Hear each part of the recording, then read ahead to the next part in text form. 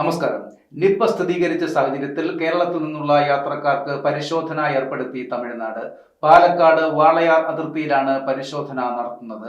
ശരീരം, താപനില ഉൾപ്പെടെ പരിശോധിച്ച ശേഷമാണ് വാഹനങ്ങൾ കടത്തിവിടുന്നത്. നിപ്പ സമ്പർക്ക പട്ടികയിൽ പാലക്കാട് നിന്നുള്ള 2 പേരും ഉണ്ടെന്ന് ആരോഗ്യമന്ത്രി അറിയിച്ചിരുന്നു. ഇതിന്റെ പശ്ചാത്തലത്തിൽ കൂടിയാണ് തമിഴ്നാട് അതിർത്തിയിൽ പരിശോധന നടത്തുന്നത്. അതേസമയം മലപ്പുറത്ത് നിപ്പ ബാധിച്ചു മരിച്ച കുട്ടി വവ്വാലിന്റെ സാന്നിധ്യമുള്ള സ്ഥലത്ത് നിന്ന് അമ്പഴങ്ങി കഴിച്ചതായി സുഹൃത്തുക്കൾ പറഞ്ഞെന്ന് ആരോഗ്യവകുപ്പ് മന്ത്രി വീണ ജോർജ് അറിയിച്ചിരുന്നു. കുട്ടി മറ്റ് ജില്ലകളിൽ യാത്ര പോയത് വളരെ മുമ്പാണ്. നിലവിൽ നിപ്പ വൈറസ് ബാധയുടെ ഉറവിടം കണ്ടെത്താൻ തെളിവുകൾ ശേഖരിച്ച് വരുന്നുണ്ട്. അതുകൊണ്ട് തന്നെ ആരും വവ്വാലുകളുടെ ആവാസ വ്യവസ്ഥ നശിപ്പിക്കാൻ ശ്രമിക്കരുത്.